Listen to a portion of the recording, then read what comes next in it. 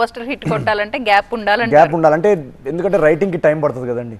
ఒక కథ ఆలోచించడం దగ్గర నుండి ఇది కూడా ఒక రీజన్ అనుకోవచ్చా? రైటింగ్, స్క్రీన్ ప్లే, స్టోరీ ఇవన్నీ కూడా మొత్తం మీరే సింగిల్ అది వన్ ఆఫ్ ద ఫ్యాక్టర్స్. అంటే డెఫినెట్ గా దానికి టైం పడుతుంది. అంటే ఈ సినిమాలో అయితే డెఫినెట్ గా, ఎందుకంటే స్టార్టింగ్ నుంచి నాకు ఒక బ్లాంక్ పేజ్ నుంచి 140 పేజెస్కి స్క్రిప్ట్ రాయడం అనే రెస్పాన్సిబిలిటీ నా మీద పడడం వల్ల డెఫినెట్లీ అది టైం పట్టింది. దానికి అది వన్ ఆఫ్ ద ఫ్యాక్టర్స్ ఈ సినిమాలో టైం పట్టడానికి. అండ్ ఎప్పుడైతే అది ఇప్పుడు మీరు సీక్వెన్సెస్ చూస్తున్నారు కదా, డాగ్ ఎపిసోడ్స్ కానీ, ఆపరేషన్ చారులత కానీ, స్టార్టింగ్ రాజుగారి జమీందార్ లైఫ్ కానీ, ఇవన్నీ బ్లాస్ట్ అవుతున్నాయి.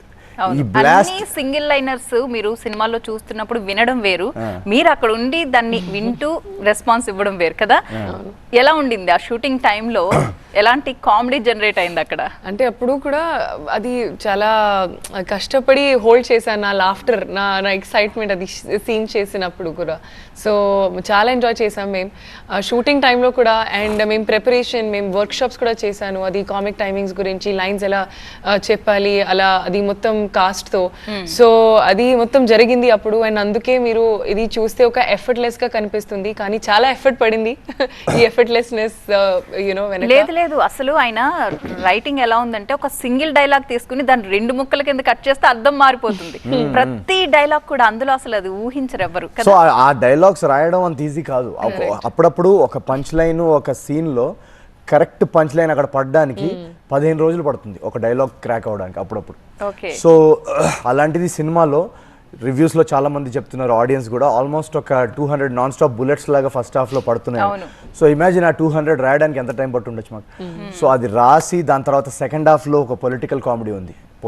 పాలిటిక్స్ అనేది ఒక సీరియస్ ఇష్యూ కాదు, ఒక సోషల్ రెస్పాన్సిబిలిటీ ఉన్న ప్రొఫెషనల్. సో దాన్ని ఒక లైట్ హార్టెడ్గా ఫన్నీగా చూపించడం అనేది అంత ఈజీ కాదు. సో దానిలో ఎపిసోడ్స్ కూడా బ్లాస్ట్ అయ్యాయి థియేటర్లో మీరు చూస్తే కనుక. సో అది కొన్ని సీన్స్ లో సైలెన్స్ లో కూడా ఒక డైలాగ్స్ వినిపిస్తాయి. అవును. సో ఆ సైలెన్స్, సో ఇదంతా రాయడానికి టైం పట్టింది నాకు. రాసి దాని తర్వాత ఎగ్జిక్యూషన్ తను అన్నట్టు మేము చాలా రిహర్సల్స్ చేసి, వర్క్షాప్స్ చేసి, ప్రతి యాక్టర్ తోటి రిహర్సల్స్ వర్క్షాప్స్ చేసి. అంటే ఏంటంటే మాకు బేసికలీ పండక్కి సినిమా ఇస్తున్నాం కదా, ఆడియన్స్ డబ్బులు ఖర్చు పెట్టి వస్తున్నారు. సో వాళ్ళ డబ్బులకి వాళ్ళకి ఒక సాటిస్ఫాక్షన్ ఉండాలి. సో ఎక్కడ మేము కాంప్రమైజ్ అవ్వలేదు. ప్రతి సీన్ ఇంపార్టెంట్, ప్రతి షాట్ ఇంపార్టెంట్ అనుకునే తీసాం. అందుకే మేబీ ప్రేక్షకులు అది గ్రహించి ఈరోజు మాకు ఇంత కాంపిటీషన్లో కూడా ఇంత బ్లాక్ బస్టర్ ఇచ్చారేమో అని నాకు అనిపిస్తుంది.